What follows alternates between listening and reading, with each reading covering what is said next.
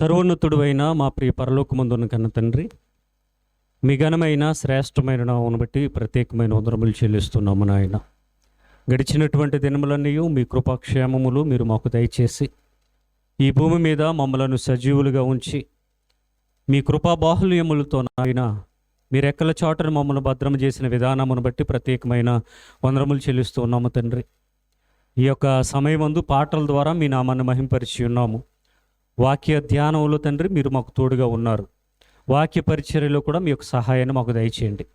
విత్తబడేటటువంటి ప్రతి మాటలో ఉన్నటువంటి పరమార్థాన్ని గ్రహించి మీకు అనుకూలంగా తండ్రి మా యొక్క బ్రతుకులను మార్చుకుని మీకు ఇష్టలుగా భూమి మీద బ్రతికేటటువంటి భాగ్యాన్ని దయచేయమని కోరుతూ క్రీస్తు వారి ఘనమైన నామమున ఈ ప్రార్థన మనవులు మిక్కిలి వినయంతో బ్రతిమలాడి వేడుకుని ఆడుచున్నాను పరమ తండ్రి, ఆమేన్. చేరువచ్చిన దేవుని పిల్లలైన మీ అందరికీ మన ప్రభువును లోకరక్షకుడైన క్రీస్తు వారి ఘనమైన నామమున నా యొక్క శుభములు వందనములు తెలియచేస్తూ ఉన్నాను. ప్రియులారా, గడిచినటువంటి వారములో అపవాదిని గూర్చినటువంటి అపవాది సామర్థ్యాన్ని గూర్చినటువంటి కొన్ని విషయాలను మనం ఆలోచన చేస్తూ ఉన్నాం. ఇందులో మొదటి అంశం అపవాది పుట్టుకను గురించి మనం నేర్చుకున్నాం. రెండవది దూతలోనికి పాపం ఎలా వచ్చింది అనేటటువంటి విషయాన్ని నేర్చుకున్నాం. ఈ మూడవ భాగంలో ఈ దూతలోనికి పాపం వచ్చిన తర్వాత ఆ దూత ఎలాగ మారిపోయాడు, ఆ దూతలో ఎలాంటి మార్పులు వచ్చాయి అనేటటువంటి విషయాన్ని మనం నేర్చుకుని పోతున్నాం. అంటే దూతలోనికి పాపం వచ్చిన తర్వాత అనేది హెడ్డింగ్. ఏమండి, అయితే ఈ పాపము రానంత వరకు కూడా వాడు చాలా బాగా దేవునిలో ఉన్నాడు, యథార్థంగా ఉన్నాడు, దేవుని కోసం బ్రతికేవాడిగా ఉన్నాడు, కాలుతూ ఉన్నటువంటి మరుగుతూ ఉన్నటువంటి రాళ్ల మధ్య సంచారము చేసేటటువంటి వాడిగా ఉన్నాడు, దేవుని దగ్గరే ఉన్నాడు, ప్రధాన దూతగా ఉన్నాడు, దేవుడు ఏ ఏ ప్రాంతాలకు తిరుగుతూ ఉన్నాడు అన్ని చోట్లకు కూడా వెళ్ళడానికి అధికారాన్ని కలిగినటువంటి వాడిగా, అనేక మంది దూతల మీద అధికారాన్ని కలిగినటువంటి వాడిగా ఒక ప్రధాన దూత మనకు కనబడుతూ ఉన్నాడు. అయితే ఆ దేవదూతలకు దేవుడు ఇచ్చినటువంటి స్వేచ్ఛను వారు సద్వినియోగం చేసుకోలేదు. ఈ భూమి మీద మానవుడు ఎలాగైతే దేవుడిచ్చినటువంటి స్వేచ్ఛను సద్వినియోగం చేసుకోకుండా ఆజ్ఞను అతిక్రమించి పాపం చేశారో, అదేవిధంగా దూత కూడా తనకివ్వబడినటువంటి స్వేచ్ఛను, నేను ఇంత గొప్పవాడిని కదా, నేను ఏది చేసినా పర్వాలేదులే, నేను ఎక్కడికి వెళ్ళినా పర్వాలేదులే అన్నట్టుగా దేవుడు ఉండమని చెప్పినటువంటి ప్రాంతాన్ని విడిచి వెళ్ళవద్దని చెప్పినటువంటి ప్రాంతానికి వెళ్ళాడు. అక్కడ ఏముందంటే చీకటి అనేది ఉంది. ఆ చీకటి యొక్క పర్యాయ పదమే పాపము. వెళ్ళినటువంటి ఆ యొక్క దూతను ఆ చీకటి అనేది పట్టుకుంది, లేదా పాపం అనేది పట్టుకుంది. ఆ యొక్క దూతల్లోనికి ఇప్పుడు ఏమొచ్చింది? పాపం వచ్చింది. మరి పాపం వచ్చిన తర్వాత మరలా యథావిధిగా తన ప్లేస్లోనికి వచ్చేసాడు, కానీ అతని యొక్క ఆలోచన విధానాలు మారిపోయాయి. కొన్ని వాక్యాలను మనం ఆలోచన చేద్దాం. యెహెజ్కేలు గ్రంథం 28వ అధ్యాయం. యెహెజ్కేలు గ్రంథము 28వ అధ్యాయము. గడిచినటువంటి వారాన్న మనం మాట్లాడుకున్నటువంటి సందర్భాలు 28:14 నుండి మనం ఆలోచన చేద్దాం. వినబట్ల అభిషేకము పొందిన కెరేబువై ఒక ఆశ్రయముగా నీవుంటివి, అందుకే నేను నిన్ను నియమించి తిని. దేవునికి ప్రతిష్ఠింపబడిన పర్వతము మీద నీవుంటివి, కాలుచున్న రాళ్ల మధ్యను నీవు సంచరించుచుంటివి. నీవు నియమింపబడిన దినము మొదలుకొని పాపము నీ యందు కనబడు వరకు ప్రవర్తన విషయంలో నీవు యథార్థవంతుడుగా ఉంటివి. ఏమండి, ఈ వాక్యాన్ని మనం జాగ్రత్తగా ఆలోచన చేస్తే ఏం అర్థమవుతుందంటే, పాపము ఈ దూతలోనికి వచ్చేటంత వరకు, పాపము ఈ దూతను పట్టుకునేంత వరకు కూడా ఈ దూత ఎలా ఉన్నాడు? దేవుని ఎదుట యథార్థవంతుడిగా ఉన్నాడు. మరి పాపం వచ్చిన తర్వాత ఏమై ఉంటాడు? పాపం వచ్చేంత వరకు కూడా యథార్థవంతుడిగా ఉన్నాడు. మరి పాపం వచ్చిన తర్వాత ఏమై ఉంటాడు? ఇంకా అర్థం కాలేదా? వీడు పెళ్ళి అయ్యే వరకు మంచివాడేనండి అన్నారంటే అర్థం ఏంటి? పెళ్ళి అయ్యే వరకు బాగానే ఉన్నాడు, పెళ్ళి అయిన తర్వాత చెడిపోయాడు. వీడు కాలేజీకి వెళ్ళేంత వరకు మంచివాడేనండి అన్నారు అనుకోండి, అంటే చిన్న వయసు నుండి ఇంటి దగ్గర అమ్మ నాన్నల మాట వింటూ చక్కగా చదువుకునేవాడు. కాలేజీకి వెళ్ళిన తర్వాత ఎవరితోనో స్నేహం మొదలుపెట్టిన తర్వాత అతని ఆలోచన విధానం మారిపోయింది, అతని మాట తీరు మారిపోయింది, అతని ప్రవర్తన మారిపోయింది. అన్ని విధాలుగా అన్ని విషయాల్లోనూ కూడా అతను మారిపోయాడు. ఈ విషయం మనకు అర్థమైతే పాపము నీ యందు కనబడు వరకు నీవు యథార్థవంతుడుగా ఉంటివి అంటే అర్థం ఏంటి? అంటే పాపము అనేది అతనిలోనికి వచ్చేటంత వరకు అతను చాలా పర్ఫెక్ట్గా ఉన్నాడు, యథార్థవంతుడిగా ఉన్నాడని దేవుడే సర్టిఫికేట్ ఇస్తూ ఉన్నాడు. మరి పాపం వచ్చిన తర్వాత ఏమై ఉంటాడు? యథార్థతను కోల్పోయి ఉంటాడు. యథార్థతను కోల్పోయి ఉంటాడు. ఏమండి, ఎలాగ యథార్థతను కోల్పోయాడు, ఏం చేశాడు అనేటటువంటి విషయాలను మనం ఆలోచన చేద్దాం. యెషయా గ్రంథము 14వ అధ్యాయము. నా మాట వినబడకపోతే ఫ్యాన్లు కట్టేయండి. ఫ్యాన్ కట్టేస్తే క్లియర్గా వాయిస్ వినబడుతుంది. యెషయా గ్రంథం 14వ అధ్యాయము. యెషయా గ్రంథం 14వ అధ్యాయము 13వ వచ్చిన భాగాన్ని మనం ఆలోచన చేద్దాం. 14:13 నేను ఆకాశమునకు ఎక్కిపోయేదను, దేవుని నక్షత్రములకు పైగా నా సింహాసనమును హెచ్చింతును. ఎప్పుడు అనుకున్నాడు ఈ మాట? పాపము వచ్చిన తర్వాత అనుకున్నాడు. పాపం రానప్పుడు దేవుని ఎదుట యథార్థవంతుడిగా ఉన్నాడు, నీతిమంతుడిగా ఉన్నాడు, న్యాయవంతుడిగా ఉన్నాడు. కానీ పాపం వచ్చిన తర్వాత ఎలాగ మారిపోయాడు? అతనిలో ఏమండి చెడు లక్షణాలు కనబడుతూ ఉన్నాయి, యథార్థతను కోల్పోయాడు. ఏమండి కనుక ఏమనుకుంటున్నాడంటే నేను ఆకాశమునికి ఎక్కేదను అనుకుంటున్నాడండి. ఆకాశానికి ఎక్కడం అంటే అర్థం ఏంటి? దేవుడు ఉన్నటువంటి చోటులో నేను కూర్చోవాలి అనుకున్నాడు. దేవుడు ఉన్నటువంటి చోటు, దేవుడు మన యెషయా గ్రంథంలో నుంచి వస్తాం కదా, ఒక సింహాసనం మీద కూర్చుంటాడు.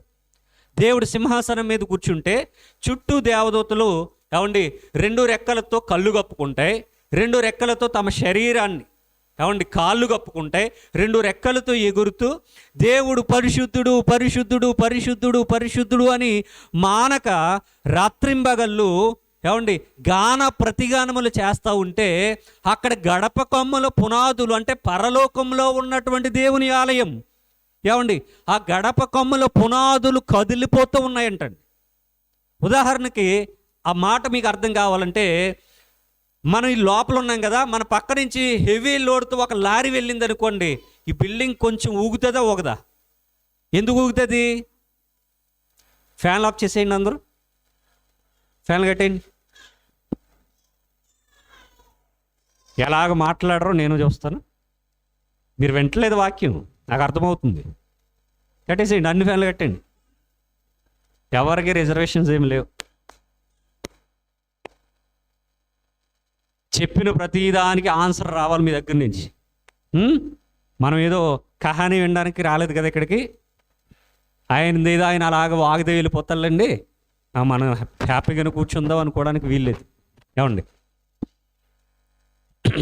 డిస్టర్బెన్స్ చేస్తే ఏమండి చెప్పాలనుకున్నటువంటి వాక్యం ఏమండి ప్రజలకు అందదండి.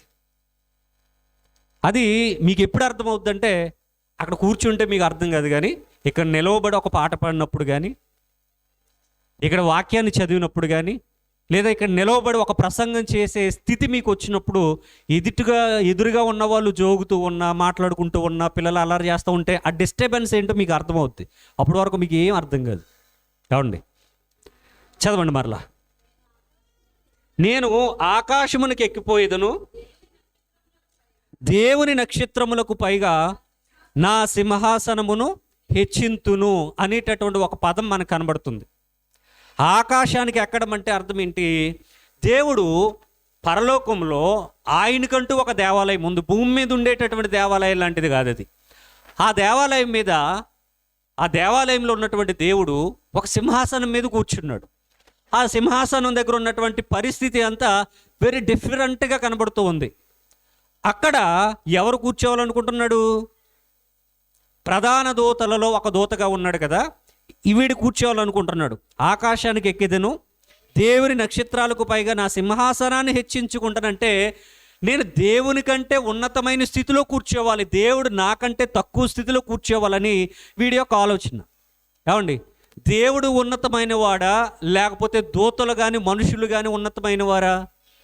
దేవుడు ఎప్పుడు కూడా ఉన్నతమైన వాడే.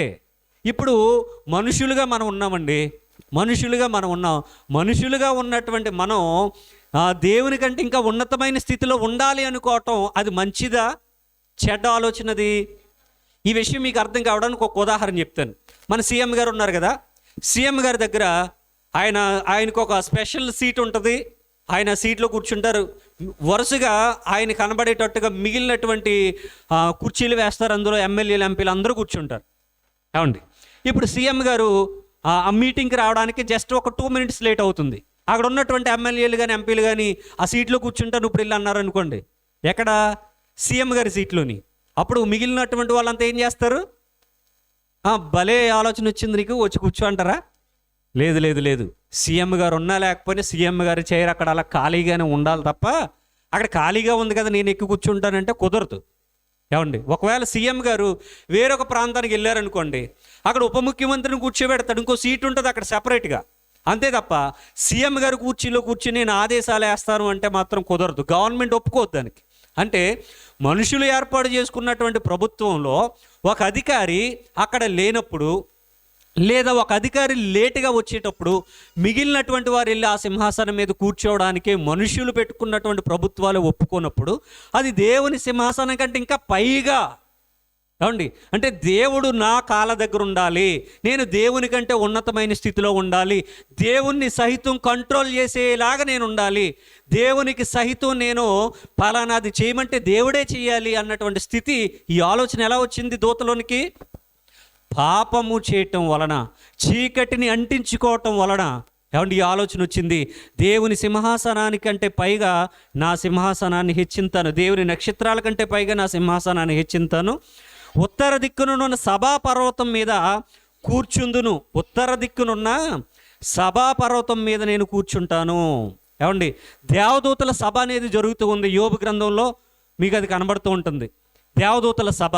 ఆ దేవదూతల సభలో ఏమండి అనేక మంది దూతలు దేవునికి కొన్ని ఆలోచనలు చెప్తూ ఉంటారు, దేవునికి ఆలోచనలు చెప్తూ ఉంటారు. ఈ మాట విన్న తర్వాత మీకు ఆశ్చర్యంగా ఉండొచ్చు, దేవునికి ఆలోచనలు చెప్పడం ఏంటంటే దేవుడు సర్వశక్తిమంతుడు కదా, ఆయనకు ఆలోచనలు లేవా అంటే ఆయనకు ఆలోచన లేక కాదండి.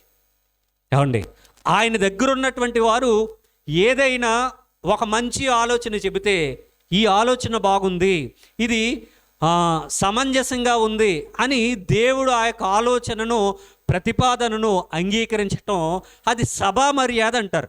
దేవుడు స్వేచ్ఛనిచ్చారు కదా, దేవుడు అన్నీ ఆయనే చేసేసి ఏమండి మీరు కేవలం అలాగే కూర్చోండి, మీకు ఏ విధమైన అధికారం లేదని దగ్గర కూర్చోబెట్టుకున్నాడు అనుకోండి, ఇంకెందుకు వాళ్ళు? దేవుడు స్వేచ్ఛనిచ్చారు కదా. ఈ విషయం మీకు అర్థం కావాలంటే భూమి మీద ఉన్నటువంటి క్యాబినెట్ గురించి మీకు తెలియాలి. ఏమండి, భూమి మీద ఇప్పుడు జగన్మోహన్ రెడ్డి గారి ప్రభుత్వం నడుస్తూ ఉంది. ఆయన ముఖ్యమంత్రిగా ఆయన సీట్లో ఆయన కూర్చుంటారు, ఆయన చుట్టూ ఎమ్మెల్యేలు, ఎంపీలు కూడా ఉంటారు. ఆయన అంటాడు ఒకనొక రోజున ఆ యొక్క మీటింగ్లో, ప్రజల శ్రేయస్సు కొరకు మనం ఏదైనా ఒక మంచి పని చేయాలి, కొన్ని ఆలోచనలు చెప్పండి అంటాడు. ప్రజల శ్రేయస్సు కోరి మనం ఏదో కొన్ని మంచి పనులు చేయాలి, మీ థాట్స్ ఎలా ఉన్నాయి? ప్రజలకు మనం ఇంకా దగ్గర అవ్వాలంటే, ప్రజలకు మనం చేరువవ్వాలంటే, ప్రజలకు ఉపకారాలు చేయాలంటే మీ ఆలోచనలు ఎలా ఉన్నాయి? ఒక్కొక్కరు వచ్చి చెప్పండి. ఇందులో అందరికీ ఆమోదయోగ్యంగా ఉన్నటువంటి ఆలోచనను స్వీకరించి దానిని ప్రజలకు ఒక కార్యక్రమం రూపంలో తెలియచేద్దాం అని సీఎం గారు ఆదేశించిన తర్వాత చుట్టూ ఉన్నటువంటి మంత్రులు, ఎమ్మెల్యేలు, ఎంపీలు వీళ్ళు ఏమనాలి? సరే సార్ చెబుదాము, నాకు ఈ ఆలోచన వచ్చింది అని ఒక ఆయన చెప్తాడు వచ్చి, ఈ ఆలోచన పలానా మంత్రి గారు చెప్పారు, ఈ ఆలోచన ఎలా ఉంది అని. ఇప్పుడు ఆ సీఎం గారు ఆ ప్రజలందరిని అడుగుతారు. ప్రజలందరూ అంటే ఓటేసిన వాళ్ళు అందరూ కాదు, ఎమ్మెల్యేలు, ఎంపీలు. వాళ్ళకి నచ్చింది అనుకో, బాగుంది సార్, బాగుంది, ఈ మంత్రి గారు చెప్పినటువంటి మాట బాగుంది, ఈయన చెప్పినట్టుగా కనుక చేస్తే వచ్చే ఎలక్షన్లో కూడా ప్రజలందరూ మనకు ఓట్లు వేస్తారు, ఈయన చాలా చక్కగా ప్రజలకు చేరువయ్యేటటువంటి ఒక ఆలోచన చెప్పారు అని మిగిలిన వాళ్ళంతా కూడా ఈ ఆలోచనగా అంగీకరించారనుకోండి, అప్పుడు సీఎం గారు కూడా ఈ మంత్రి గారు చెప్పినటువంటి ఈ ఆలోచనను ఫైల్ చేసి, సైన్ చేసి ఒక కార్యక్రమం రూపంలో ఏదో ఒక రోజున ఏదో ఒక ప్రాంతంలో ఆ యొక్క కార్యక్రమాన్ని ప్రారంభిస్తారు. దీనిని సభా మర్యాద అంటారు. ఇది గ్రామ పంచాయతీలోనూ జరుగుతుంది, మండల ఆఫీసులో కూడా జరుగుతుంది, లోక్సభలోను, శాసనసభలో, రాజ్యసభలో కూడా ఇవన్నీ జరుగుతూ ఉంటాయి.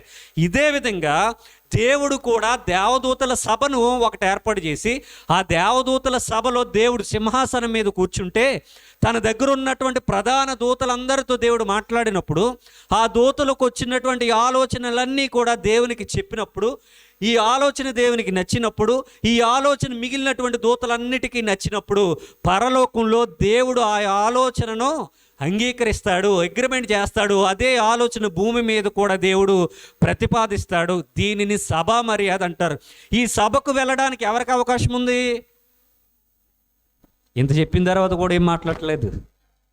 ఏమండి, ఈరోజు మన అపవాదం అంటున్నామే, వాడికి కూడా ఈ సభకి వెళ్ళడానికి దేవుడు అవకాశం ఇచ్చాడు.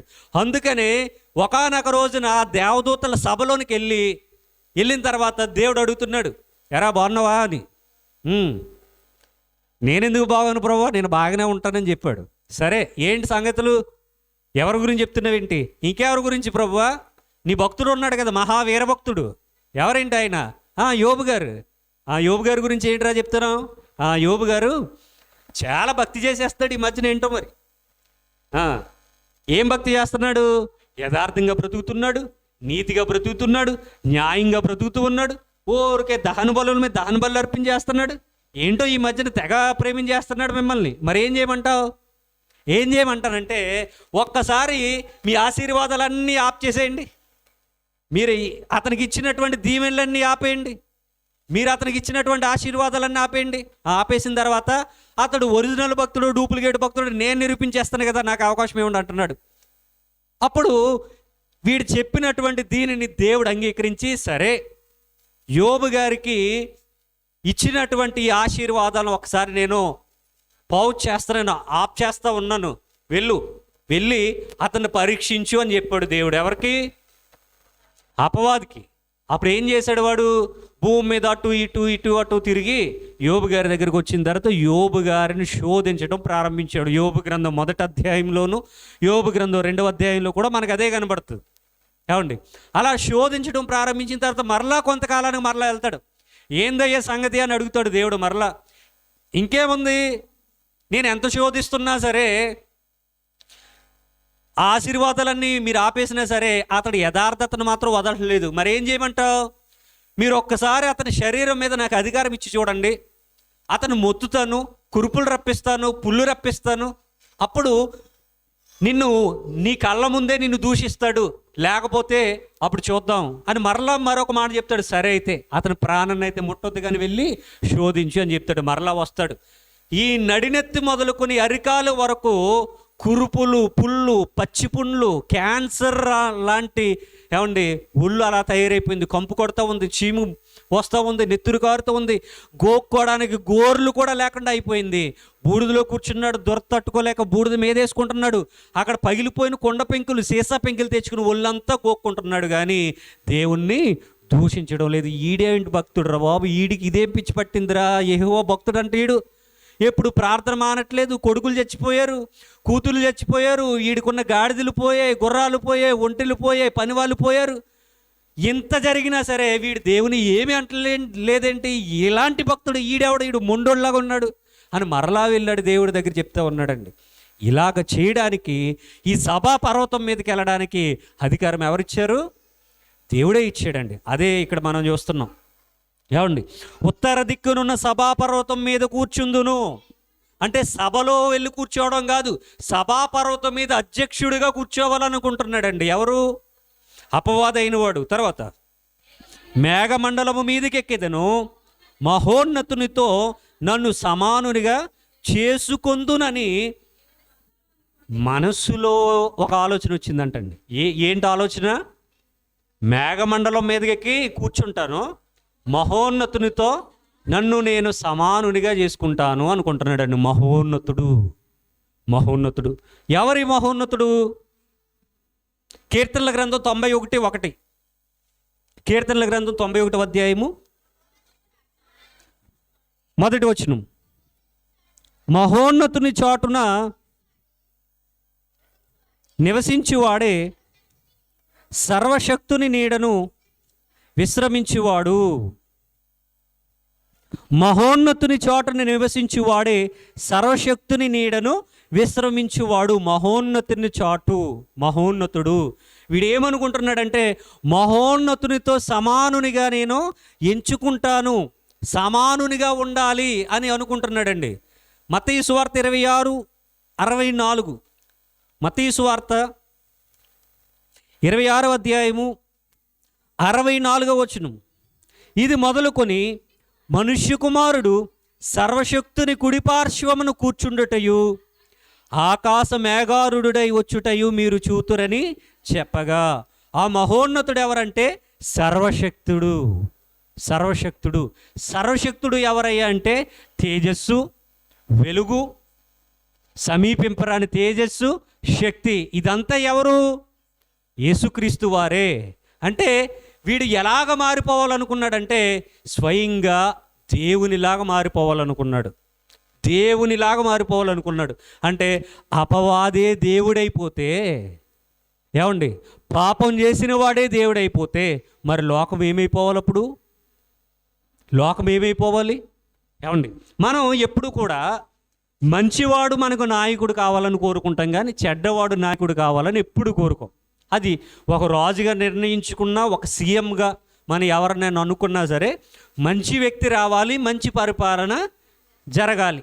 మంచి వ్యక్తి రావాలి పీఠం మీదకి, మంచి పరిపాలన జరగాలి అని కోరుకుంటాం. కానీ వీడు స్వయంగా నేను దేవుడంతటి వాడిగా మారిపోవాలనుకున్నాడు. దేవుడు సర్వశక్తివంతుడు, వీడు కూడా ఎలా మారిపోవాలనుకుంటున్నాడు? సర్వశక్తిమంతుల్లా మారిపోవాలనుకుంటున్నాడు. దేవుడు సృష్టికర్త, వీడు కూడా ఇప్పుడు ఏమనుకుంటున్నాడు? నేను సృష్టికర్తగా మారిపోవాలని ఎవరితోనూ చెప్పలేదు, మనసులో అనుకున్నాడండి. ఏమండి ఏమండి దేవుని యొక్క ఆలోచన విధానం ఎలా ఉంటుందంటే మనసులో అనుకున్నవి కూడా ఆయనకి తెలిసిపోతూ ఉంటాయి కదా. దేవునికి మనం మనసులో అనుకున్నవి కూడా తెలిసిపోతూ ఉంటాయి. ఇశ్రాయేలీలు మోషే గారిని మనసులో తిట్టుకున్నారంటండి, సనుక్కున్నారంటండి. వెంటనే దేవునికి కోపం వచ్చింది. ఇంకా మోషే గారికి తెలియలేదు ఆయన తిట్టుకుంటున్నారు జనాలని. వెంటనే దేవుడు వాళ్ళని శపించడం మొదలుపెట్టాడు. దేవుడు అడుగుతాడు, ఏందయ్యా ఈ ప్రజల్ని ఇలాగ అరణ్యంలో ఇలాగ చంపేస్తున్నావేంటి, కారణం ఏంటి అని అడిగితే నిన్ను తిడుతున్నారని చెప్తాడు. పోన్లే నన్నేగా తిట్టారు, నిన్ను తిడితే ఒకటి నన్ను తిడితే ఒకటా అంటాడు అప్పుడు దేవుడు. ఏమండి, ఇక్కడ మనం మనసుల్లో ఏదన్నా అనుకున్నా సరే దేవుడు తెలుసుకుంటాడు. అదేవిధంగా వీడు కూడా ఏమనుకున్నాడంటే సింహాసనం మీద కూర్చోవాలి. ఏమండి, సింహాసనాన్ని ఇంకా పైగా ఉంచుకోవాలనుకున్నాడు. మహోన్నతునితో అనగే క్రీస్తు వారి వలె మారిపోవాలి అని ప్రయత్నం చేస్తూ ఉన్నాడు. ఎప్పుడు? పాపము నీ యందు కనబడు వరకు నీవు యథార్థవంతుడుగా ఉంటివి. పాపం వచ్చేంత వరకు కూడా ఏమండి ఇతను చాలా బాగా పని చేశాడు, దేవుని పని. పాపం వచ్చిన తర్వాత ఇంక దేవుని పనే ఉంటుందండి, వీడి పనే కదా.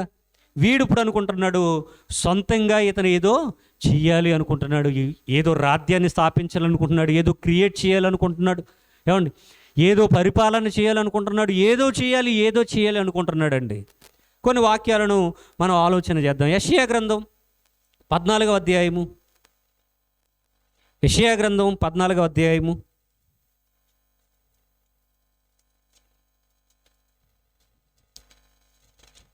12వ వచన భాగాన్ని మనం ఆలోచన చేద్దామండి. తేజో నక్షత్రమా, వేకువ చుక్క, నీవు ఎట్లు ఆకాశము నుండి పడితివి, జనములను పడగొట్టిన నీవు నేల మట్టము వరకు ఎట్లు నరకబడితివి.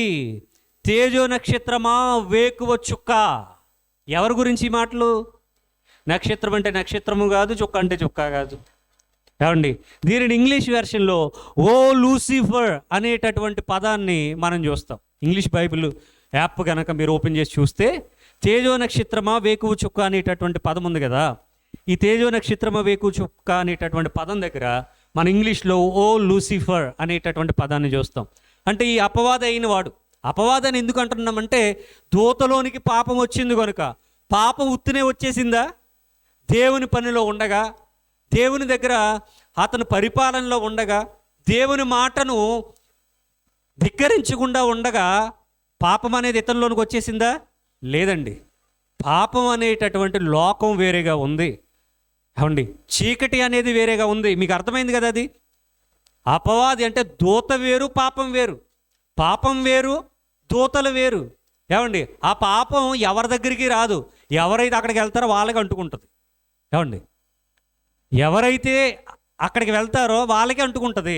అలాగ అంటించుకున్నది ఎవరయ్యా అంటే ఒక దూత.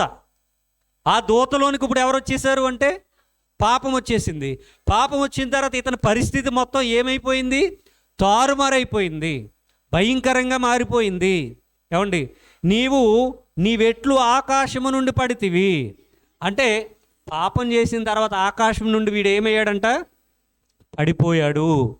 జనములను పడగొట్టిన నీవు నేలమట్టము వరకు ఎట్లు నరకబడితివి. ఆకాశం నుండి పడిపోయాడంటండి. అంటే ఇప్పుడు సభలో లేడు, దేవుని ముందర లేడు. ఏమండి, కాలుతో ఉన్నటువంటి రాళ్ళ మధ్య సంచరించేటటువంటి స్థితిలో లేడు. ఇప్పుడు ఇతనికి ఎవరు కూడా మ్యూజిక్ వాయించట్లేదు, పిల్లన గ్రోవులు ఎవరు వాయించట్లేదు. ఎందుకు అంటే పరలోకమందు యుద్ధం జరిగింది.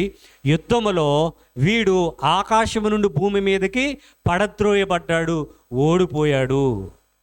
ఏమండి, దేవుని దగ్గర యుద్ధం చేసేటటువంటి దూతలు ఉన్నారు కదా.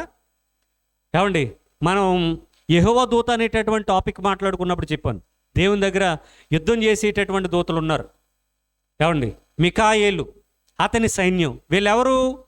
యుద్ధం చేసేటటువంటి వారు. తర్వాత గాబ్రియేలు లేదా మరికొంత దూతలు ఎవరు? సమాచారాన్ని తీసుకుని వెళ్ళేవారు. దేవుని ముందర గాన ప్రతిగానములు చేసేటటువంటి దూతలు వేరు, దేవుని సభలో కూర్చునేటటువంటి ప్రధాన దూతలు వేరు. అలాంటి ప్రధాన దూతే ఇప్పుడు పాపాన్ని అంటించుకుని ఏమండి అపవాదిగా మారిపోయాడు. తర్వాత పరలోకంలో దేవుని సైన్యానికి, అపవాది సైన్యానికి వీడు మారిపోయిన తర్వాత చాలామందిని ఏం చేశాడో తెలుసా? అవ్వమ్మ దగ్గరకు వచ్చిన తర్వాత ఏం చేశాడు? దేవుడు మీకు ఏమైనా ఆజ్ఞలు ఇచ్చాడా? ఏమైనా తినొద్దు అన్నాడా అని అడిగాడు. ఆ చెట్టు పండు తినొద్దు అన్నాడు దేవుడు. అవి తింటే చచ్చిపోతారని చెప్పారంటే మీరు చావనే చావరు, దూతల వలె ఉంటారు అంటే పాపం నమ్మేసి, అబద్ధాన్ని నమ్మేసి, మోసాన్ని నమ్మేసి, మాయ మాటలు నమ్మేసి ఎలాగా తయారైందంటే దేవుని మాటను పక్కన పెట్టేసి వీడి మాట నమ్మి మోసపోయి పండు తిని పాపం చేసింది అవ్వమ్మ. అలాగే దేవదూతలను కూడా కొంతమందిని ఏం చేశాడు వీడు? తన పక్షంగా మార్చేసుకున్నాడు. ఇది అర్థం కావాలంటే మన భారతదేశంలో ఇక్కడ ఉన్నటువంటి ఆంధ్ర రాష్ట్ర రాజకీయాల గురించి మన పెద్దవాళ్ళకి బాగా తెలుసు. ఒకప్పుడు, ఇప్పుడు తెలుగుదేశం పార్టీ ఉంది కదండి, ఈ తెలుగుదేశం పార్టీ ఒకప్పుడు అన్నా తెలుగుదేశం పార్టీగా ఉండేది. ఈ తెలుగుదేశం పార్టీ ఒకప్పుడు అన్నా తెలుగుదేశం పార్టీగా ఉండేది. దీనికి వ్యవస్థాపకులు, దీన్ని నడిపించేటటువంటి వ్యక్తి, ఇందులో ప్రముఖమైన వ్యక్తి, ఈ పార్టీ నాయకుడు, ఈ పార్టీ ద్వారా సీఎం అధ్యక్షుడు ఎవరంటే నందమూరి తారక రామారావు గారు, ఎన్టీఆర్ గారు. అయితే తన అల్లుడైనటువంటి చంద్రబాబు నాయుడు వచ్చిన తర్వాత అనేక మంది ఎన్టీఆర్ గారి యొక్క ఎమ్మెల్యేలను, ఎంపీలను తన పక్షంగా మార్చేసుకుని ఏమండి అధికారాన్ని ఈయన లాగేసుకున్నాడు. సీఎంగా అతను ఉన్నాడు, కానీ ప్రజలంతా ఇతను మాకొద్దు, మేము ఇతని పార్టీలో ఉండము, రాజీనామా చేసేసి అతన్ని మోసం చేసి తన అల్లుడు యొక్క పార్టీలో జాయిన్ అయిపోయారు. ఆ పార్టీ పేరు కూడా ఏంటి? అన్నని తీసేశారు. ఎన్టీఆర్ అన్నప్పుడు అందరూ అన్న అనేవారండి. అప్పుడు అన్న తెలుగుదేశం పార్టీని కాస్త తెలుగుదేశం కింద మార్చేసి ఆ పార్టీ వేరు, ఈ పార్టీ వేరు కాదు, ఇవి రెండు ఒకటే. ఆయన వృద్ధాప్యంలో ఉన్నాడు, ఆయన అనారోగ్యంతో ఉన్నాడు కాబట్టి బాధ్యతలు నేను తీసుకుంటున్నానని సీఎం పీఠాన్ని ఇతను కూర్చున్నాడు. ఇతను సీఎం అయిపోయాడు. ఆయన గుండెపోటుతో ఆయన చనిపోయాడు. ఆ పార్టీ మూలకు పోయింది. ఏమండి, ఇతను ఇప్పుడు తెలుగుదేశం పార్టీగా 2 సార్లు సీఎంగా, ఏమండి ఆంధ్ర రాష్ట్రాన్ని, ఆంధ్ర తెలంగాణ కలిపే ఉండేవి, అప్పుడు ముఖ్యమంత్రిగా కొనసాగాడు. రాజకీయం అంటే అది, ఒకరిని ఒకరు వెన్నుపోటు పొడుచుకోవడమే రాజకీయం. అలాగా ఈ అపవాదైన వాడు కూడా వెళ్ళాడు, చీకటి నన్నేమీ చేయదు అనుకున్నాడు. వెళ్ళిన తర్వాత చీకటిలోనికి ఇతను వెళ్ళిపోయాడు. ఇతనిలోనికి చీకటి వచ్చేసింది, పాపం వచ్చేసింది. ఇతను మొత్తం భ్రష్టుడిగా మారిపోయాడు. ఇతని ఆలోచనలు మారిపోయాయి. ఇతను పాపాత్ముడిగా మారిపోయాడు. వచ్చిన తర్వాత నేను పలానా తప్పు చేశానని దేవుని దగ్గర క్షమాపణ అడగడం మార్చేసి దేవుని మీద తిరుగుబాటు చేసేటటువంటి ఒక బ్యాచ్ని రెడీ చేసుకున్నాడు. ఎక్కడ? పరలోకంలో. వీళ్ళంతా కలిపి ఇప్పుడు ఒక పార్టీ. దేవుని మాట వినేవారు, దేవుని సైన్యము ఒక పార్టీ. ఏమండి, వీడు దూతలు, వీడి మాట వినేవారంతా ఒక పార్టీ. పరలోకంలో యుద్ధం జరిగింది. ఆ యుద్ధం జరిగిన తర్వాత భూమి మీదకు పడద్రోయబడ్డాడు. ఎవరు? ప్రధాన దూత. ఏమండి, లూసిఫర్. ఎవరంటే ఒక్కడు కాదు, ఇతనితో పాటు చాలామంది మంచి దూతలను కూడా వీడు ఎలా మార్చేసుకున్నాడు అంటే చెడ్డ దూతలుగా మార్చేసుకున్నాడు. భూమి మీద పడిపోయారండి. అదే మాటను మనం ఇక్కడ చూస్తున్నాం. తేజో నక్షత్రమా, వేకువ చుక్క, నీ వెట్లు ఆకాశము నుండి పడితివి. ఆకాశము నుండి అంటే పరలోకము నుండి అని అర్థం. జనములను పడగొట్టిన నీవు నేల మట్టము వరకు ఎట్లు నరకబడితివి. ఇప్పుడు ఏమైనా అధికారాలు ఉన్నాయా వీడికి? ఒకప్పుడు వేరు, ఒకప్పుడు స్థితి వేరు, ఒకప్పుడు పరిస్థితి వేరు, ఒకప్పుడు హోదా వేరు, ఒకప్పుడు డిగ్నిటీ వేరు. ఇప్పుడు వేరండి. ఇప్పుడు ఆకాశము నుండి భూమి మీదకి పడిపోయాడు. అప్పటికి భూమి మీద మనుషులు ఎవరు సృష్టింపబడలేదు. ఎప్పటికీ అపవాది అయిన వాడు భూమి మీద పడేటప్పటికీ ఏమండి, భూమి మీద ఏ మనుషులు కూడా లేరండి. ఎఫెసీయులకు రాసినటువంటి పత్రిక 2వ అధ్యాయము 2వ వచనం. వీడు భ్రష్టుడిగా మారిపోయాడు, దుష్టుడిగా మారిపోయాడు, అవలక్షణాలన్నీ వచ్చేసాయి. మీరు వాటిని చేయొచ్చు వాయుమండల సంబంధమైన అధిపతిని, అనగా అవిధేయులైన వారిని ఇప్పుడు ప్రేరేపించు శక్తికి అధిపతిని అనుసరించి ఈ ప్రపంచ ధర్మము చొప్పున మునుపు నడుచుకుంటిరి.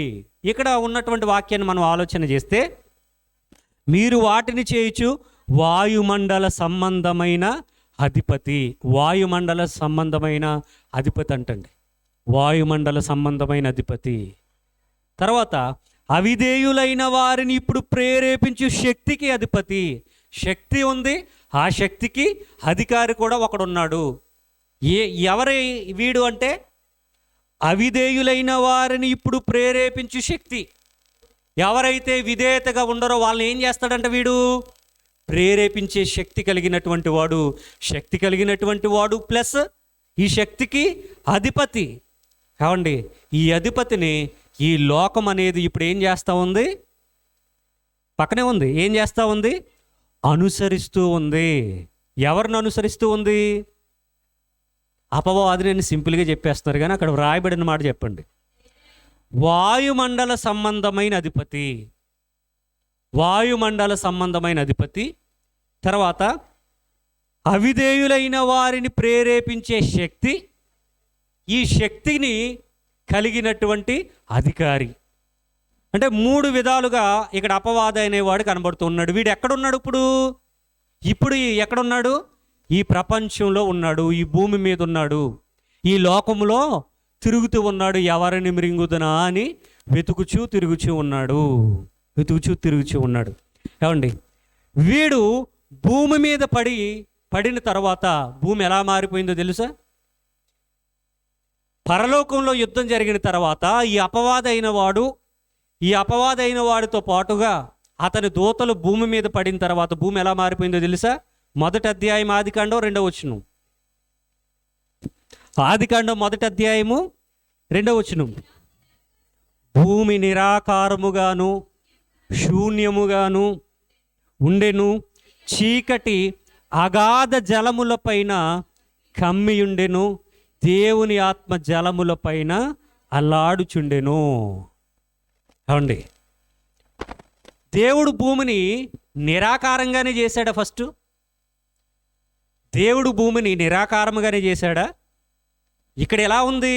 భూమి నిరాకారముగాను శూన్యముగాను ఉండెను. భూమి మీద మనుషులు ఎవరు లేరండి. భూమికి నిరాకారం ఎలా వచ్చింది?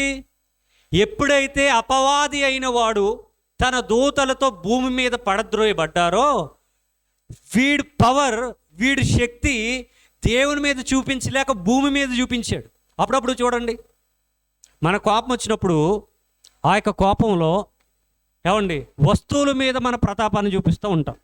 మొబైల్ ఫోన్స్ పగలగొట్టడం కానీ, లేదా టీవీలు పగలగొట్టడం కానీ, ఫ్రిడ్జ్లు పగలగొట్టడం కానీ, బల్బు పగలగొట్టడం కానీ, బీరువాను కొట్టడం కానీ, బిందెలను చెంబుల్ని తనడం కానీ, ఇవన్నీ మన ఇంట్లో జరుగుతూ ఉంటాయి కదా. ఎప్పుడు జరుగుతాయంటే మన ప్రతాపం వాళ్ళ మీద చూపించలేనప్పుడు దేన్నో దాన్ని ఏమండి విరగొట్టేయడమో, ఏమండి పగలగొట్టేయడమో చేస్తాం. అలాగ వీడు కూడా ఏం చేశాడంటే, పరలోకంలో యుద్ధంలో ఓడిపోయిన తర్వాత మరి గిల్టీ ఫీలింగ్ అనేది ఉంటుందా ఉండదా? ఎవరికైనా ఓడిపోయినోడికి ఫీలింగ్ ఉంటుంది కదండి. ఈడ బాధ తట్టుకోవడానికి భూమి మీద పడిన తర్వాత దేవుడు సృష్టించినటువంటి భూమిని ఛిద్రం చేయటం ప్రారంభించాడు. ఏం చేశాడు? ఛిద్రం చేసి అంటే నాశనం చేసి భూమికి షేప్ లేకుండా చేసి పడేసాడండి. నిరాకారంగా మారిపోయింది భూమి. ఏమండి, భూమి నీళ్లు కలిసిపోయి ఉన్నాయి. ఆ కలిసిపోయి ఉన్న దాని మీద ఏమండి చీకటి అగాధ జలము పైన కమ్మి ఉండెను. వీడు కసితీరా భూమిని నాశనం చేశాడు. కసితీరా భూమి యొక్క షేపును మార్చి పడేశాడు. ఏమండి, కసితీరా భూమిని ఛిద్రం చేసి పడేశాడు. ఆ భూమి మీదకి నీళ్ళు వచ్చేసి మట్టి నీళ్ళు, ఏమండి శూన్యంలో ఆ భూమి ఉంటే చీకటి అనేది కమ్మిందండి. అంటే పాపం అనేది ఉంది భూమి మీద, వెలుగు అనేది లేదు. అప్పుడు మొట్టమొదటిగా దేవుడు ఏం చేశాడు? సృష్టి క్రమంలో వెలుగు కమ్మని పలుకగా వెలుగు కలిగెను. ఆ వెలుగు వచ్చిన తర్వాత చీకటి అనేది దూరమైంది. ఏమండి, ఇది ఎక్స్ప్లెయిన్ చేయడానికి బాగానే ఉంది. దీనికి ఎవిడెన్స్ ఎక్కడ ఉందండి? ఎవిడెన్స్ ఎక్కడ ఉందండి అంటే కనుక ఒకసారి మనం యెషయా గ్రంథం 45:18 చూద్దాం. యెషయా గ్రంథము 45వ అధ్యాయము, యెషయా గ్రంథము 45వ అధ్యాయము 18వ వచనాన్ని మనం ఆలోచన చేద్దాం. ఆకాశములకు సృష్టికర్తయగు యెహోవాయే దేవుడు, ఆయన భూమిని కలుగజేసి దాన్ని సిద్ధపరిచి స్థిరపరిచెను. నిరాకారముగా ఉండునట్లు ఆయన దానిని సృజింపలేదు, నివాస స్థలమగునట్లుగా దానిని సృజించెను. దేవుడు ఎలా చేయలేదంట? నిరాకారముగా చేయలేదంట. మరి ఆదికాండం 1వ అధ్యాయం 2వ వచనంలో ఏముంది? భూమి నిరాకారముగాను శూన్యముగాను ఉండెను అంటే అర్థం ఏంటి?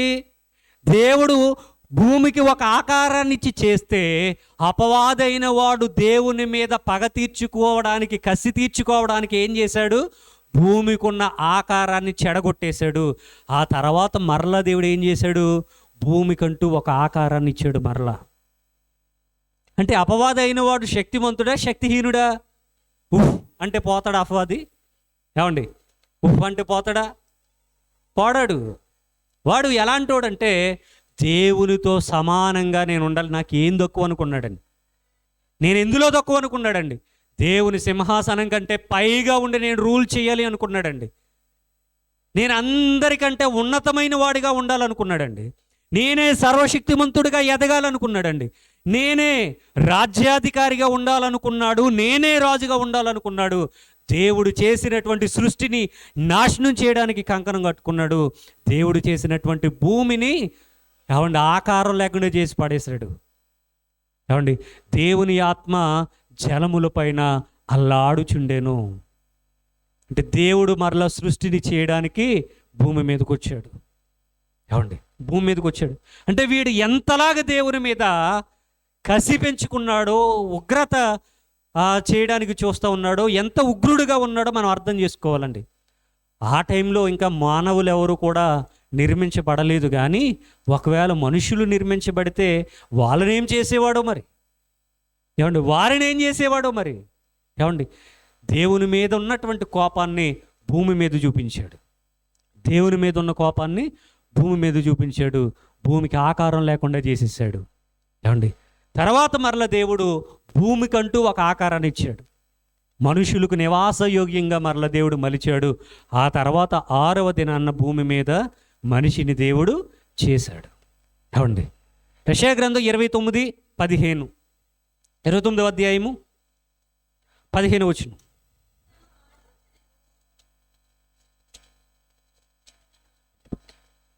చదవండి.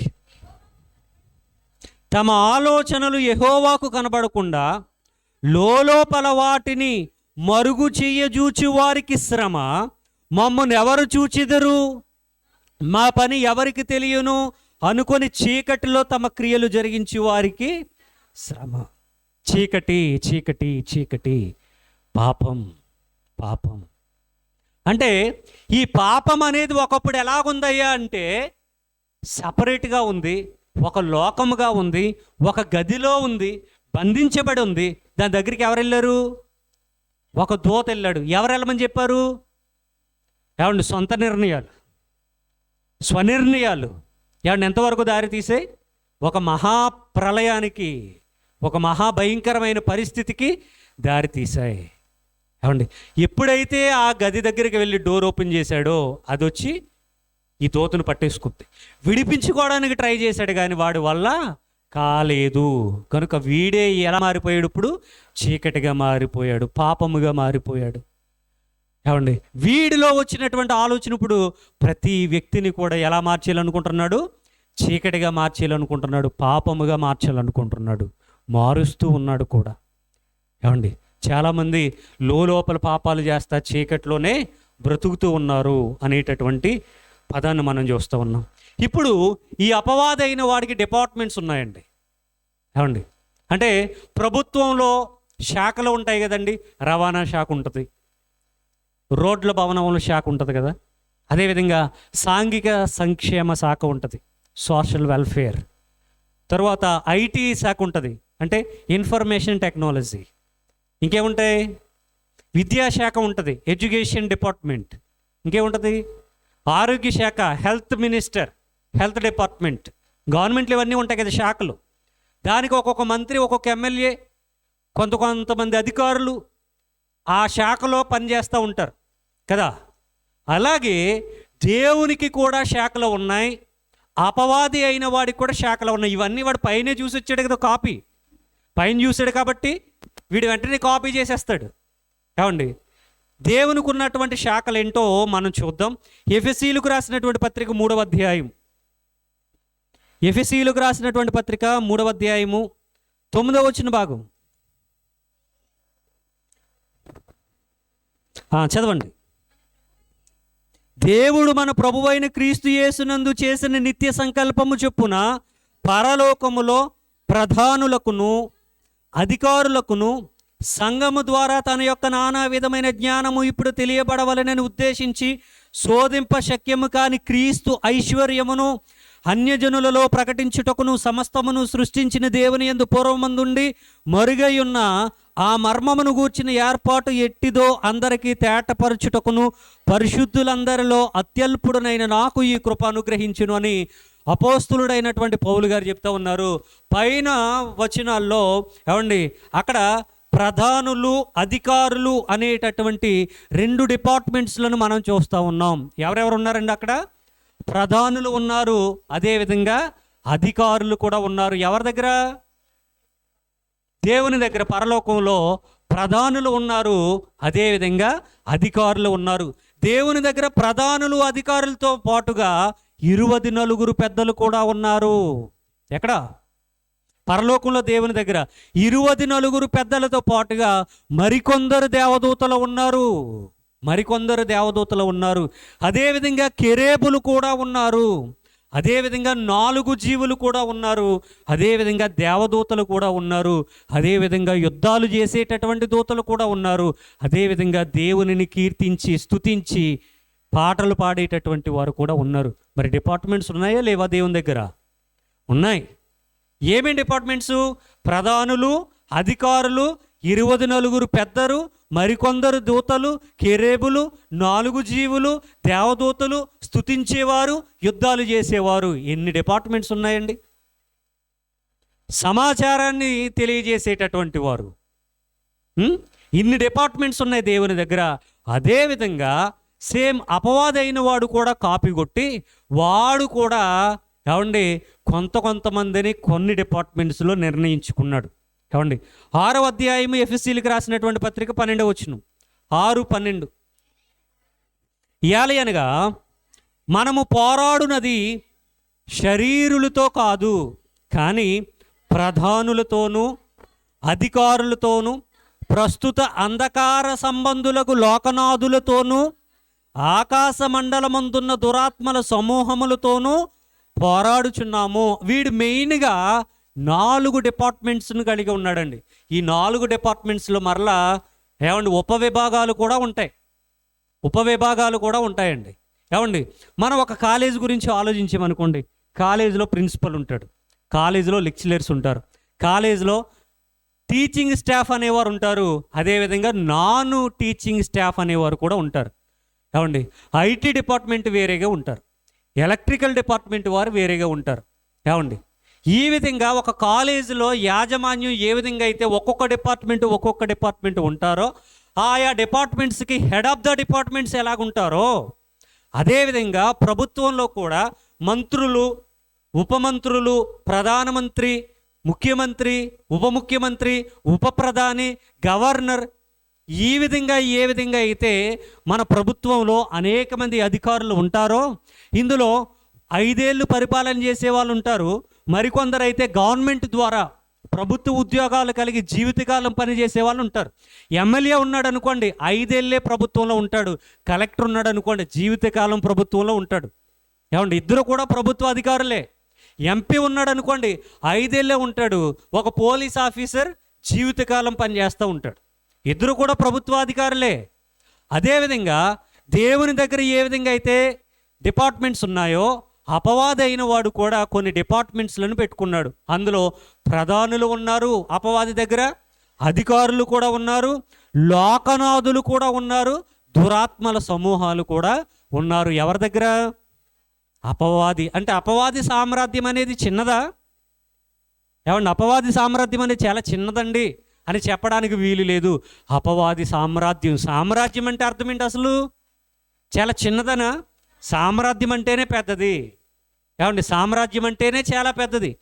అలాంటిది అపవాదికి చాలా పెద్ద సామ్రాజ్యాన్ని కలిగి ఉన్నాడు. ప్రధానులు ఉన్నారు, అధికారులు ఉన్నారు, లోకనాథులు ఉన్నారు, దురాత్మల సమూహాలు కూడా ఉన్నారు. ప్రధానులు ఏమండి, వాళ్ళు కొన్ని ప్లాన్లు చేస్తూ ఉంటారు. ప్రధానులు ప్లాన్ చేస్తూ ఉంటారు. ప్రపంచమంతా ఉంటారు వీళ్ళు, ఒక ఊరిలోనే కాదు, ప్రపంచమంతా ఉంటారు. తర్వాత అధికారులు ఆ ప్లాన్ని ఇంప్లిమెంట్ చేస్తారు, అంటే ప్లాన్ అమలు పరుస్తూ ఉంటారు అధికారులు. తర్వాత లోకనాథులు అంటే ఈ ప్రపంచంలో పరిపాలనా విభాగాలలో ఏమండి ఈ లోకనాథులు కలిసిపోయి ఉంటారు, వాళ్ళని ప్రేరేపిస్తూ ఉంటారు. ఏమండి, ఏ దేశం మీదకి యుద్ధం చేసేద్దాం, ఎవరిని చంపేద్దాం, ఏమండి ఏ ప్రజలను ఇబ్బంది పెడదాం, గవర్నమెంట్ అధికారులే, ప్రజలతో ఎన్నుకొనబడినటువంటి అధికారులే. ఏమండి, వీళ్ళకేమీ అపవాది సమూహాలకేమీ శరీరాలు ఉండవు కదా, ఎవరొకరిని ప్రేరేపించాలి, ఎవరొకరిలోనికి వెళ్ళిపోవాలి. తర్వాత లోకనాథులు, దురాత్మల సమూహం. లోకనాథులు అంటే పరిపాలన చేసేవారు, దురాత్మల సమూహం అంటే చిన్న చితక కార్యక్రమాలు చేసేవారు, అంటే దేవుని మందిరానికి రానివ్వకుండా ఆటంకపరిచేవారు. ఒకవేళ వచ్చిన నిద్రలోనికి తీసుకుని పోయేవారు, ఆవలింతలు పెట్టించేవాళ్ళు, లేకపోతే నడువు నిప్పండి, కాలు నిప్పండి అనేవాళ్ళు, తలపోటను, లేకపోతే ఏమండి పక్కలతో మాట్లాడించడమనో, లేకపోతే బయట ఏదైనా సౌండ్ వస్తే వెంటనే అలా తిప్పేసేదో. ఇవన్నీ ఏంటంటే దురాత్మల సమూహాలు చేసేటటువంటి పనులండి. ఈ 4 డిపార్ట్మెంట్స్లను గురించి, అంటే ప్రధానులు, అధికారులు, లోకనాథులు, దురాత్మల సమూహాలు, వీటిని గురించి మనం రాబోయేటటువంటి వీడియోస్లో కూడా మనం చూస్తాం. అంటే ఈ లోకమంతా ఇప్పుడు ఎవరు వ్యాపించి ఉన్నారు? 2 మహాశక్తులు వ్యాపించి ఉన్నారు. మొట్టమొదటిగా దేవుడు వ్యాపించి ఉన్నాడు, రెండవది అపవాది అయిన వాడు కూడా వ్యాపించి ఉన్నాడు. ఏమండి, అపవాది లేడండి, ఒకే చోట ఉంటాడు, అక్కడ నుండి వెళ్ళిపోతాడు, మిగిలినటువంటి చోటంతా ఖాళీగా ఉంటుంది అని చెప్పడానికి ఏమైనా అవకాశం ఉందా? లేదు. గర్జించు సింహము వలె ఎవరిని మృంగుదునా అని వెతుకుచు తిరుగుచు ఉన్నాడు. ఈ లోకమంతా అపవాది సింహాసనం వేసుకుని కూర్చున్నాడండి. ప్రకటన గ్రంథం 2వ అధ్యాయము 13వ వచనం. ప్రకటన గ్రంథము 2వ అధ్యాయము 13వ వచనం. సాతాను సింహాసనమున్న స్థలములో నీవు కాపురమున్నావని నేను ఎరుగుదును, మరియు సాతాను కాపురమున్న ఆ స్థలములో నాయందు విశ్వాసి అయ్యుండి నన్ను గూర్చి సాక్షి అయిన అంతిపయను వాడు మీ మధ్యను చంపబడిన దినములలో నీవు నా నామమును గట్టిగా చేపట్టి నాయందు విశ్వాసమును విసర్జింపలేదని నేను ఎరుగుదును. ఏమండి, సాతాను సింహాసనం ఉన్నటువంటి ప్రాంతంలో దేవుని కోసం ఒక భక్తుడు నిలబడి దేవుని కోసం ప్రాణాలు అర్పించి చంపబడినటువంటి ఒక వ్యక్తి ఉన్నాడంటండి. అతను ఎవరు? అంతిపయ. ఏమండి, అంతిపయ అనేటటువంటి వ్యక్తి అంటండి. ఎక్కడున్నాడు ఆ వ్యక్తి? సాతాను సామ్రాజ్యం వేసుకుని కూర్చున్నటువంటి ప్రాంతంలో ఉన్నాడండి. ఏమండి, ఇలాగా సాతాను సింహాసనం ఉన్న స్థలములో నీవు కాపురం ఉండి, సాతాను కాపురం ఉన్న ఆ స్థలములో నాయందు విశ్వాసిగా ఉండడం అంటే అది మామూలు విషయమా అండి? ఏమండి, అప్పుడప్పుడు కొన్ని మీటింగ్స్కి వెళ్ళేటప్పుడు అక్కడ ఉన్నటువంటి పరిస్థితి అంతా చూస్తే నిజానికి ఇక్కడ వాక్యం అయితే చెప్పడానికి మీటింగ్ ఏర్పాటు చేశారు, కానీ ఈ ప్రాంతమంతా సాతాను ఆవరించినటువంటి ప్రాంతం, సాతాను సింహాసనం ఉన్నటువంటి ప్రాంతం అని కొంతమంది దైవజనులకు అర్థమవుతూ ఉంటుందండి. ఏమండి, మన ప్రాంతంలో కూడా దేవుని వాక్యం ఎంతగా విత్తపడుతుందో, ఏమండి, అపవాది సామ్రాజ్యం కూడా అంతగానే విస్తరించబడుతుంది. సత్యాన్ని అంగీకరించకుండా విగ్రహారాధన వైపు వెళ్ళిపోవడం, ఏమండి, తర్వాత అన్యజనుల సాంప్రదాయాలలోనికి వెళ్ళిపోవడం, క్రైస్తవులు పిల్లలమైనటువంటి మనమే అన్యజనుల వలె ప్రవర్తించడం. ఏమండి, మనం ప్రార్థన కూడిక జరిగేటప్పుడు అనేకమైన ఆటంకాలు ఏర్పడటం, మన చుట్టుపక్కల ప్రాంతాలన్నీ కూడా విగ్రహాలతో నిండిపోవడం, ఏమండి, అనేకమైన బలులు జరగటం, ఇదంతా దేనికి సూచన అంటే అపవాది సామ్రాజ్యానికి సూచన. ఎంత దేవుని వాక్యం విత్తుతూ ఉన్నా హృదయాల్లో ఎందుకు నాటబడడం లేదంటే ప్రతి ఒక్కరు హృదయాల్లో సాతాను సింహాసనం వేసుకుని కూర్చున్నాడంటే, సాతాను సింహాసనం వేసుకుని కూర్చున్నాడు. ఇప్పుడు మీరు దేవుని మందిరంలో కూర్చున్నారు కదా, ఎవరో బయట వ్యక్తి లోపలికి ఏదో ఒకటి విసిరేసి వెళ్ళిపోయాడు అనుకుందా, ఫర్ ఎగ్జాంపుల్, చెడ్డది, మనకు పనికి రానిది. అప్పుడు మనం ఏం చేస్తాం? దాన్ని లోపల ఉంచుకుంటామా? లేదు, ఈ కిటికీలో నుంచో లేదా ఆ డోర్లో నుండో ఆ వస్తువును బయటికి విసిరి పడేస్తాం కదా. కానీ ఇదే ప్లేస్లో అపవాది అయిన వాడు ఉన్నాడు అనుకోండి, వాడు పడేస్తాడా? పడేయడు. వాడు పడేయాల్సిన పని కూడా లేదు. ఎందుకని? వాడు చెడ్డవాడు, చెడ్డది లోపలికి వస్తే వాడికి ఇబ్బంది ఏముందండి? దెయ్యమంటండి ఒక వ్యక్తిని వదిలేసి వెళ్ళిపోయిన తర్వాత మరలా వచ్చి చూస్తుందంట, వీడి హృదయం ఎలా ఉంది, దేవునికి ఇచ్చాడా లేదా ఖాళీగా ఉందా. ఏమండి, ఆ ఇల్లు అలికి ముగ్గు పెట్టి ఖాళీగా ఉంటే వాడు వచ్చేటప్పుడు ఏం చేస్తాడంటండి, మరీ చెడ్డవైనా ఇంకో 7 అపవిత్ర ఆత్మలు తీసుకుని వచ్చి మొత్తం సింహాసనం వేసుకుని కూర్చుంటాడంట. అందుకని చాలామంది బాప్తిస్మం తీసుకున్న ఫస్ట్లో బాగుంటారండి, తర్వాత కొంతకాలం అయిన తర్వాత దేవునికి విరుద్ధమైన కార్యాలు చేసేవారు ఉంటారు. ఏమండి, ఆ కోవలో మనం చాలామందిని చూస్తూ ఉంటాం. అంటే అర్థం ఏంటంటే వారు హృదయంలో ఇప్పుడు ఎవరున్నారు? అపవాది అయిన వాడు తిష్ట వేసుకుని కూర్చున్నాడు అంటాడు.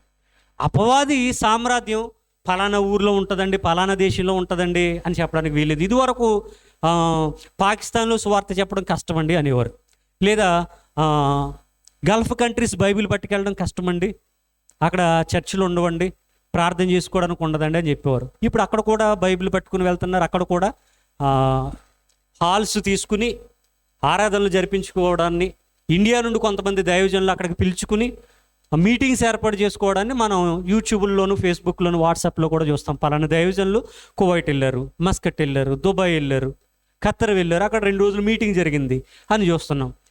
అంతవరకు ఏందండి. మన ఇండియాలో ఎవరన్నా గుజరాత్ వెళ్ళి కానీ, లేదా ఇంకా కొన్ని ప్రాంతాలు ఉన్నాయండి పైకి ఉత్తర భారతదేశంలో, అక్కడికి వెళ్ళి ఎవరన్నా సువార్త చెప్పేటటువంటి వాళ్ళు ఉన్నారా? ఎవరూ లేరండి, ఎవరూ లేరు. మొన్న మధ్య 1 నెల క్రితం వచ్చినటువంటి వార్త ఏంటంటే, ఒక కొండజాతి ప్రాంతం, ఆ కొండజాతి ప్రాంతంలో ఆ జాతి వ్యక్తే మారు మనసు పొంది బాప్తిస్మం తీసుకుని ఒక సేవకునిగా ఎదిగి తన జాతి వారికి, వేరే వాళ్ళకి కాదు, తన జాతి వారికి సువార్త ప్రకటిస్తూ ఉంటే 2-3 సార్లు వెళ్ళి ఆ గ్రామంలో ఆ జాతి పెద్దలు ఉంటారు కదండి, వాళ్ళు వెళ్ళి వార్నింగ్ ఇచ్చారంట. నువ్వు మావోడివే కాబట్టి చెప్తున్నావు, మర్యాదగా ఆ బోధన మానేసి మన పితృపారంపర్యాచారమైన దేవతలను నువ్వు ఆరాధన చేయాలి, పూజలు చేయాలి, బలులు చేయాలి. నువ్వు బలులు ఇవ్వట్లేదు, మా సంబరాలకు రావట్లేదు, తర్వాత ఇంకో పుస్తకం పట్టుకుని తిరుగుతూ ఉన్నాను, అందరికీ ప్రార్థనలు చేసి అందరినీ మార్చేస్తున్నాను. మా జాతి మన కుటుంబానికి మన జాతికి సంబంధించినటువంటి దేవీ దేవతలను పూజించట్లేదు కాబట్టి నేను చంపేస్తాను 2-3 సార్లు వార్నింగ్ ఇచ్చారండి. ఆ తర్వాత నిజంగానే చంపేశారు కూడా.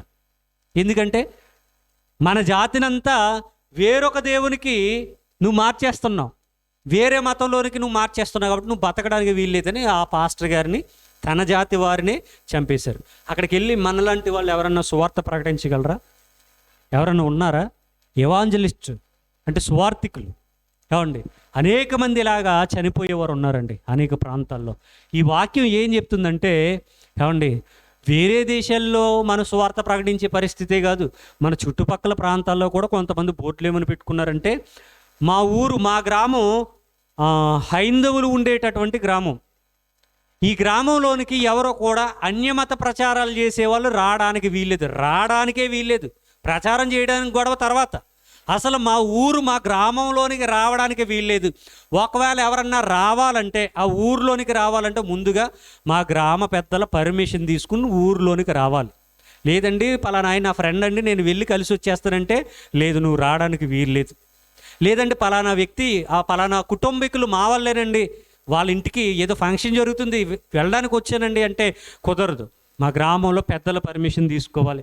సువార్త ప్రకటించడానికి కాదు, దేవుని నమ్ముకుని మన చుట్టుపక్కలేనండి ఏమండి, మన చుట్టుపక్కల బోర్డులు పెట్టారు, ఇది కంప్లీట్గా హిందువులు ఉండేటటువంటి గ్రామం, ఈ గ్రామంలోనికి ఎవరు కూడా అన్యమతస్థులు ప్రవేశించడానికి వీల్లేదు.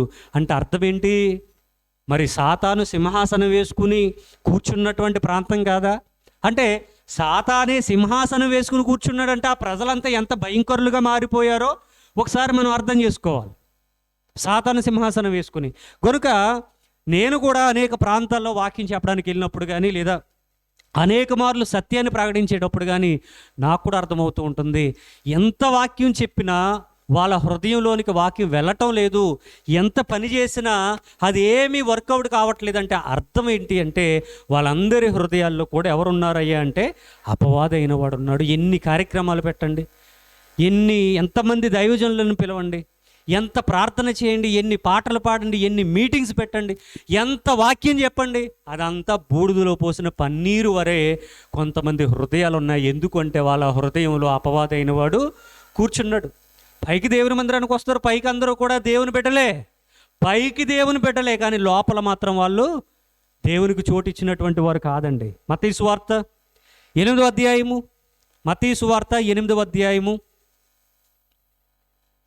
29వ వచనాన్ని ఆలోచన చేద్దాం. 8:29 వారు, ఇదిగో దేవుని కుమారుడా, నీతో మాకేమి, కాలము రాకమునుపు మమ్మను బాధించుటకు ఇక్కడికి వచ్చితివా అని కేకలు వేసిరి. వారు అని చెప్పబడింది ఎవరి కోసం? దెయ్యాల కోసం అండి. ఆ పైన ఉంటుంది ఏమండి, సేన గెదారేనీయుల దేశంలో సేన అనేటటువంటి దెయ్యం పట్టిన వాడు ఉన్నాడండి ఏమండి. వాడిలో పట్టినటువంటి దెయ్యాలు పందుల్లోనికి వెళ్ళిపోతే 2000 పందులు సముద్రంలో పడి చచ్చిపోయాయి. మరి ఇంకెన్ని ఉన్నాయో ఏమండి? ఒక వ్యక్తిలో ఎన్ని దెయ్యాలు ఉన్నాయంట అంటే పందుల్లోనికి ప్రవేశించినవే 2000 ఉన్నాయి. 2000 దెయ్యాలు మనిషిని పట్టేసుకుంటే వాడి పరిస్థితి ఏమైపోద్దండి ఇంకా ఏమండి? 2000 దెయ్యాలు ఒక మనిషిని పట్టేసుకుంటే వాడు ఎలాగ ఉంటాడు? అసలు దేవుళ్ళు ఎలా ఉంటాడు? నీతిగా ఎలా ఉంటాడు? భక్తిగా ఎలా ఉంటాడు? 2000 దెయ్యాలు ఒక మనిషిని పట్టేసుకుంటే వాడి పరిస్థితి ఏమైపోద్ది? వాడిలో నుండి వచ్చినటువంటి దెయ్యాలు పందుల్లోనికి వెళ్ళిపోతే 2000 పందులు సముద్రంలో వడిలోనికి వెళ్ళి ఆ నీటిలో మునిగి చచ్చిపోతాయండి. గెదారేనీయుల దేశం సేన అనేటటువంటి ఒక వ్యక్తి ఉంటాడు ఏమండి. మీరు అనుకుంటారు దెయ్యం పట్టింది అంటే పలానా వ్యక్తి చచ్చిపోయండి మమ్మల్ని పట్టేసుకున్నాడు అని అంటారు. అది కాదు దెయ్యం పట్టడం అంటే ఏమండి. దెయ్యం పట్టడం అంటే అది కాదు, ఎవడో చనిపోయిన వ్యక్తి వచ్చి పట్టుకోవడం కాదు దెయ్యం పట్టడం అంటే. అపవాదైన వాడు ఆవాహించడం, వాక్యానికి విరుద్ధంగా మనలను మలచడం, సత్యానికి విరుద్ధంగా మనలను మార్చడం, వాక్యం మీదకు తిరుగుబాటు చేయటం, మనది కాని దానిని అంగీకరించడం, మన దానిని వదిలేయటం ఏమండి. అదే దెయ్యం పట్టడం అంటే ఏమండి. ఈ సిరీస్ అంతా అయ్యేటప్పటికి ఏమండి చాలా మందిలో ఉన్నటువంటి దెయ్యాలు వదిలిపోవాలని నేను కోరుకుంటూ ఉన్నాను. ఎందుకంటే ఈరోజు సత్యాన్ని అంగీకరించే వాళ్ళు చాలామంది తక్కువ మంది ఉన్నారు. అంటే అర్థం ఏంటంటే వాళ్ళు దెయ్యాలు ఉన్నాయి, అన్ని జనుల ఆచారాలు వదిలేయండిరా బాబు అంటే మీరు నోరు మూయండి అనేవాళ్ళు ఉన్నారు ముందు. అంటే ఇవన్నీ ఏంటయ్యా అంటే కేవలం వాక్యానికి విరుద్ధంగా ప్రవర్తించేది. వాక్యానికి విరుద్ధంగా ఎవరు ప్రవర్తిస్తారు? దేవుని సంబంధికుల, అపవాది సంబంధికుల? మరి దేవుడు చెప్పనివన్నీ మనం తగిలించుకుని తిరిగి పాస్టర్ గారి నోరు మూయండి అని చెప్పేటటువంటి స్థితి ఎవరిలో కనబడుతూ ఉంటుంది? అపవాదులోనే. ఇంక అందులో ఏ విధమైన ఇంకా ఆలోచన లేదండి. సెకండరీ చాయిస్ అనేది లేదు. ఏదైతే మన వాక్యానికి విరుద్ధమైనవన్నీ కూడా చేస్తూ ఉన్నామో అదంతా కూడా అపవాది మనలను ఆవహించాడు అని చెప్పడానికి ద బెస్ట్ ఎగ్జాంపుల్ ఏమండి అంటే అపవాది అయిన వాడు మనలోనికి వస్తే మనం భక్తులం కాదండి. ఒకవేళ పైకి భక్తులుగా అనిపించొచ్చేమో, కానీ నిజంగా మాత్రం మనం భక్తులం కాదు. అపవాదిలోనికి అంటే దూతలోనికి పాపం వచ్చిన తర్వాత వాడి పరిస్థితి ఎలా మారిపోయిందో మనలను కూడా వాడు అలాగే మార్చేయడానికి ప్లాన్ చేశాడు. వాడికి ప్రధానంగా 4 డిపార్ట్మెంట్స్ ఉన్నాయి. మిగిలినటువంటి సందర్భాలను వచ్చేటటువంటి వారన్నా మనం ఆలోచన చేద్దాం, ప్రార్థన చేసుకుందాం. ప్రేమించిన కన్న తండ్రి, దూతలోనికి పాపం వచ్చిన తర్వాత వాడి యొక్క జీవితం ఎలా మారిపోయిందో తండ్రి మాకు కళ్ళకు కట్టినట్టుగా తండ్రి చూపించిన విధానాన్ని బట్టి ప్రత్యేకమైన వందనములు నాయన. తండ్రి ఈ యొక్క జీవితకాలం తండ్రి చిన్నది నాయన. అపవాది అయిన వాడు కూడా తనకు కాలము కొంచెమే అని తెలుసుకుని ఎవరిని మృంగుతున్నారని వెతుకుచూ తిరుగుచున్నాడని తండ్రి మాకు అర్థమవుతుంది. నిజానికి తండ్రి వాడికంటే తక్కువ ఆయుష్కాలాన్ని మేమే కలిగి ఉన్నాము నాయన. కానీ తండ్రి మాకు ఆలోచన లేదు, మాకు ఆ జ్ఞానము లేదు. వాక్యానుసారంగా బ్రతకలేకపోతున్నాం, మీ చిత్తానుసారంగా బ్రతకలేకపోతున్నాం. తండ్రి మీ కొరకు బ్రతికేటటువంటి వారుగా మమ్మల్ని నడిపించమని కోరుతూ క్రీస్తు వారి ఘనమైన నామమున ఈ ప్రార్థన మనవులు మిక్కిలి వినయంతో బ్రతిమలాడి వేడుకొని ఆడుచున్నాను పరమ తండ్రి.